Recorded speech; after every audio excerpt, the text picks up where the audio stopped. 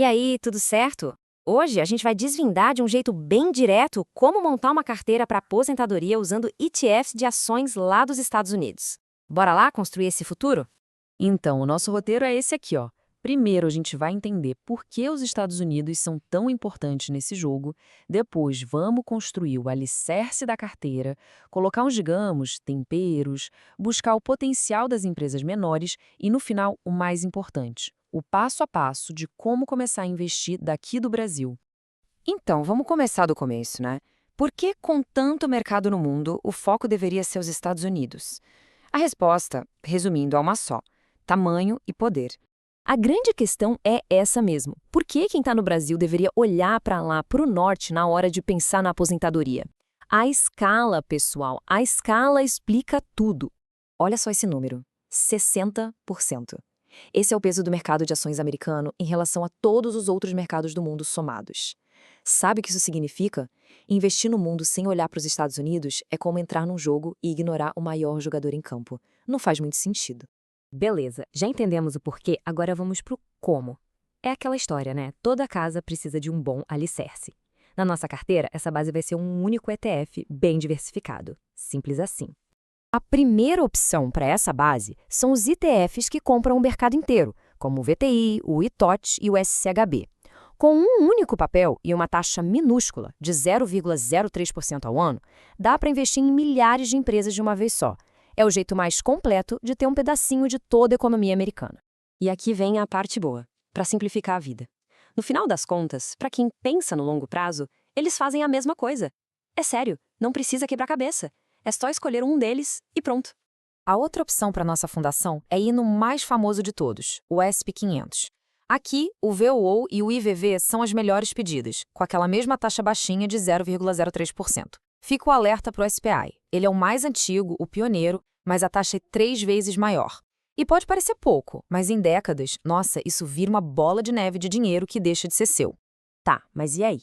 Qual a diferença na prática entre esses dois tipos de fundação?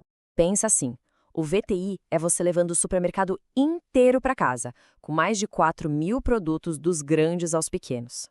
Já o VOO é você escolhendo só as 500 marcas mais famosas e líderes de mercado. Os dois são ótimos, mas o VTI te dá um pouquinho mais de diversificação. Ok.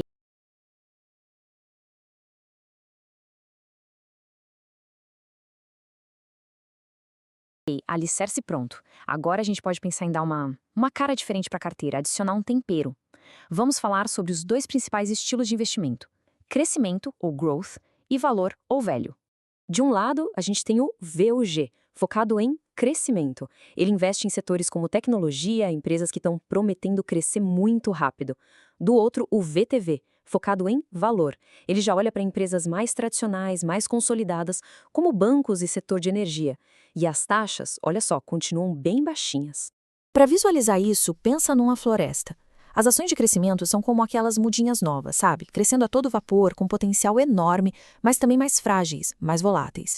Já as ações de valores são como aqueles carvalhos antigos, fortes, robustos, mais estáveis e que geralmente distribuem dividendos.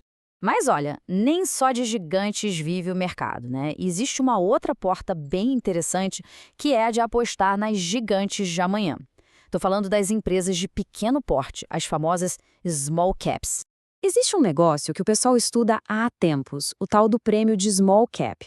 Basicamente, é a tendência que empresas menores, historicamente, entregaram retornos maiores que as gigantes, se olharmos para prazos bem longos. Claro, nada vem de graça. O preço por esse potencial todo é um risco um pouco maior. E para entrar nesse jogo das pequenas, as duas principais opções são essas: o VBB da Vanguard, com uma taxa super eficiente de 0,05%, e o IWM da iShares, que segue um índice bem famoso de small caps, o Russell 2000, só que, atenção aqui, com uma taxa de 0,19%, é quase 4 vezes mais caro. E olha, esse gráfico aqui não me deixa mentir. A diferença é gritante. Ao longo de 20, 30 anos, essa diferença de custo significa um dinheirão que fica no bolso do investidor, em vez de ir para a gestora do fundo. A escolha aqui, pensando em eficiência, parece bem clara, né? Certo, agora é a hora de juntar todas as peças do nosso quebra-cabeça. Essa aqui é a planta baixa, o resumo de todas as opções que a gente viu até agora para montar carteira.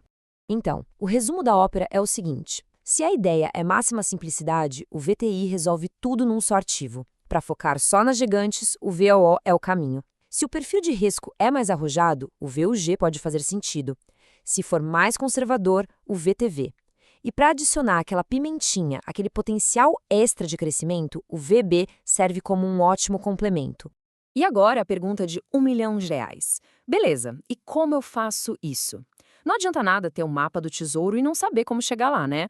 Então vamos ver como, na prática, começar a investir daqui do Brasil. Basicamente, existem 3 jeitos de fazer isso. O primeiro, e mais simples, é por BDRs. São recibos negociados aqui na nossa bolsa B3 em reais mesmo, como o IVVB11. O segundo jeito é abrir conta numa corretora internacional para comprar os ETFs originais, em dólar, e o terceiro é investir por meio de fundos aqui do Brasil que já fazem todo esse trabalho. E agora, um recado super importante, sério, presta atenção aqui. Investir lá fora direto tem umas regrinhas. É preciso entender como declarar os impostos sobre os ganhos e conhecer as leis de herança americanas, que são diferentes para patrimônios acima de $60 mil. A regra de ouro é: na dúvida, e mesmo sem dúvida, procura um especialista. E para a gente fechar, fica a reflexão. Com todas essas peças e ferramentas na mão, a pergunta agora é: qual vai ser a fundação do seu futuro financeiro? A construção desse futuro começa agora.